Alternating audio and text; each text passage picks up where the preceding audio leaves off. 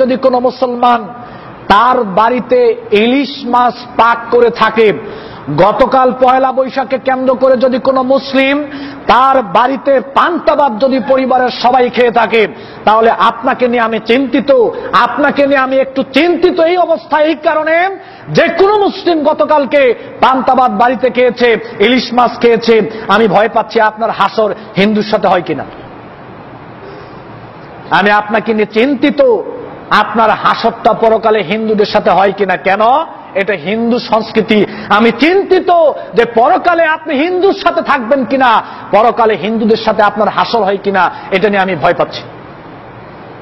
গতকালকে পয়লা বৈশাখকে কেন্দ্র করে যেই স্বামী ওনার স্ত্রীকে পয়লা বৈশাখের কাপড় কিনে হলুদ শাড়ি কিনে দিয়েছে, লাল শাড়ি কিনে দিয়েছে, তারপরে ওই লাল গামছা কিনেছে পয়লা বৈশাখকে কেন্দ্র করে, পয়লা বৈশাখের জামা যেই বাপ সন্তানকে ক্রয় করে দিয়েছে, পয়লা বৈশাখের জামা যেই বাপ ছেলেকে ক্রয় করে দিয়েছে, স্ত্রীকে ক্রয় করে দিয়েছে, আমি চিন্তিত আপনি হিন্দুদের অন্তর্ভুক্ত হয়ে গেলেন কিনা।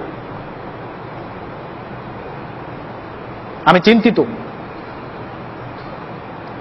পয়লা বৈশাখকে কেন্দ্র করে যেই লোক রাস্তার মধ্যে বিলবোর্ড ছাপিয়েছে, মুসলিম সন্তান, তার নাম আব্দুল্লাহ আব্দুর রহিম, ওই মুসলিম সন্তান যদি রাস্তার মধ্যে বিলবোর্ড ছাপায় পয়লা বৈশাখের শারদীয় পয়লা বৈশাখের শুভেচ্ছা, আমি চিন্তিত আপনাকে নিয়ে পরকালে আপনার হাসর হিন্দুর সাথে হয় কিনা। কোন মুসলিম ছেলে কোনদিন পয়লা বৈশাখের শুভেচ্ছা জানাতে পারে? অসম্ভব। পয়লা বৈশাখ যারা পালন করেছেন গতকাল, অথচ আপনি আজকে জুমার সালাতের মুসল্লি। পয়লা বৈশাখ গতকালকে যারা পালন করেছেন, অথচ আজকে আপনি মুসলিম, ওই সালাতের আপনি মুসল্লি। আমি আপনাকে নিয়ে ভয় পাচ্ছি আপনার হাসর পরকালে হিন্দুদের সাথে হয় কিনা। যেহেতু আল্লাহ নবী বলছেন, মান তাশাব্বাহা বিকওমিন ফাহুয়া মিনহুম, যে জাতি অন্য জাতির সংস্কৃতি পালন করবে সে তাদের অন্তর্ভুক্ত। আল মানউ মা মান আহাব্বা, যে যাকে ভালোবাসবে, যার সংস্কৃতিকে যে ভালোবাসবে, তার হাসর তার সাথে হবে। বিপদে পড়ে গেছেন যারা গতকালকে পয়লা বৈশাখ পালন করেছেন। আজই আপনাকে তওবা করতে হবে।